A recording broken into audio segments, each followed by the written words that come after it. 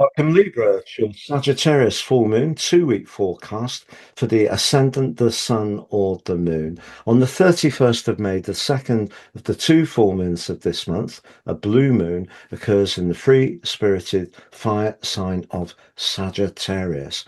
We can talk about Sagittarius energy generally, but each lunation is completely unique.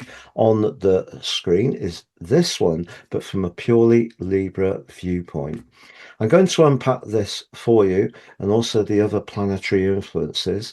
And by the end of the video, you'll have a clearer picture of what's upcoming as far as your energy, work, relationships, and finances are concerned. I'm astrologer Patrick Arundel. A very warm welcome. If you've yet to subscribe to my channel, please do so now to help it to continue to thrive. But please also click or tap the bell notification symbol. The moon in Sagittarius certainly needs physical space. It may also need the space to express its emotions in a very direct and frank manner. But also, it can be very restless. And the third house can be about short journeys. It can be about just getting up and moving around more. It's certainly not about staying still, but it can also be about talking about or discussing a contractual matter or even a travel plan, perhaps even a new mode of transport. But because the king and the queen of the sky, the sun and the moon in the full moon, are battling for dominance, that's what creates the tension because they're very different energies. So the moon's about nurture, the sun more about action. So how will this play out for you personally?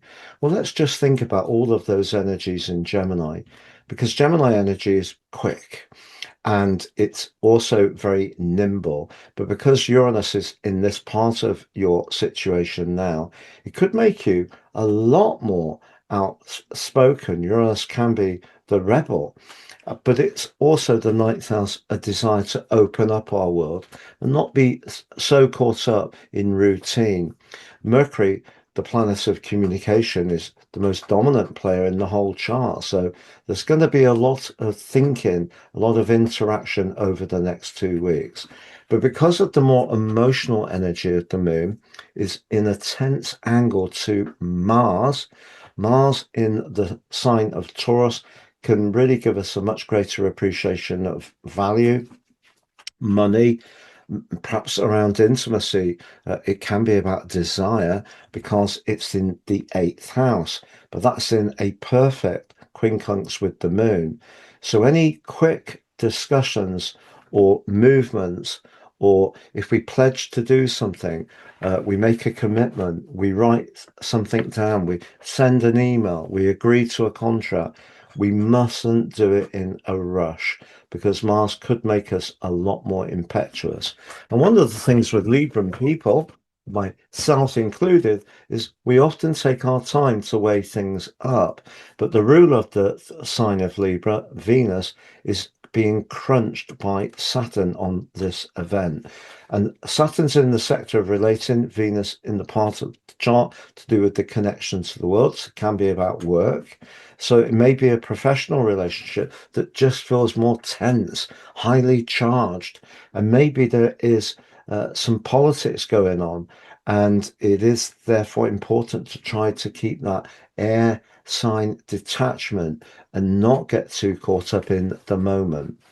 There is also a challenging aspect between Uranus and the nodal opposition. So Uranus there, freedom, ninth house, 12th house, maybe some of the ways in which routine, familiarity has felt comfortable, maybe about perfectionism with Virgo there. And the sixth house North Node, very much about being comfortable with our routine. So if there is a way of working that we've had that has felt we felt at ease with, there is a sense of potential disruption at this particular juncture, which might not be easy. However, there are opportunities, and this is really important to understand because for all air signs, being in touch with moon energy is important. And that moon in the third house could be that someone you get on really well with. who has good insights. Could be a sibling, could be someone on your online community. They could actually give you some knowledge which can be very helpful. And because the Sun and Uranus are linking back to uh, the path of fortune and Pluto in that fifth house, if you are wanting to showcase your energy in a more confident way, I think what you're really seeking is a fairer recompense for your value coming from that Mars energy. So I have to say, as we go into June, there's a lot of potential for you around your connection to the world. But I'm going to summarize all of that next in terms of your energy, work, relationships, and finances. But just to say, I have reduced the price of my personal horoscopes based on our unique birth data. And if you don't know your time of birth, I have developed a very special product for that. Astrologers often do what's known as noon charts. I actually think they're not really valuable at all because they're using the ascendant. The ascendant could be completely wrong. So my solar chart is perfect if you don't know your time. But my charts have gone from two 30% off to now three for the price of one. Why? Because of the cost of living increases. So the one you pay for is your life roadmap report, which helps us to understand the patterns that are played out in our lives so far and get a more intimate understanding of those energies and how to work with them better future forwards. Free, your 12 months transit forecast, and also your draconic soul karmic analysis. If in your natal chart, your north node is not late in Pisces or early in Aries, your draconic chart can look vastly different to your nativity. It helps us to get a different view on astrology, life, and ourselves. And it can be very profound. Please see the link below for more. If you've yet to watch your June monthly forecast, Libra, on the screen, your Mars in Taurus 6-week forecast on the screen. Like to work with me one-to-one? Pleasure.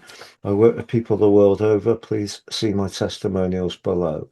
And if you've yet to take advantage of my free daily written horoscope, find your device each morning for your early day celestial pit stop. You can do so below. I think some people who are very much into natal astrology can be a bit sniffy about daily horoscopes. Mine are written very carefully. I don't tell people what to do. I tell them what the planets are doing that day, and the backdrop can help us to make better decisions.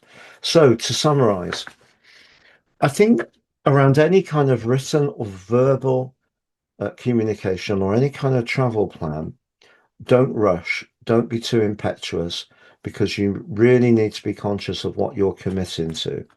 Mars, because it's in that eighth house, is going to make you unusually, but not in a bad way, much more conscious of your value, whether it's your sense of allure in a charismatic romantic context or in terms of your employment worth. And that's good.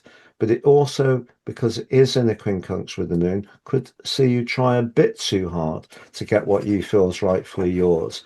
Just know that Venus, your ruler, is being in a tense right angle with Saturn. So there can be some issues around relationships of all kinds, perhaps professional ones.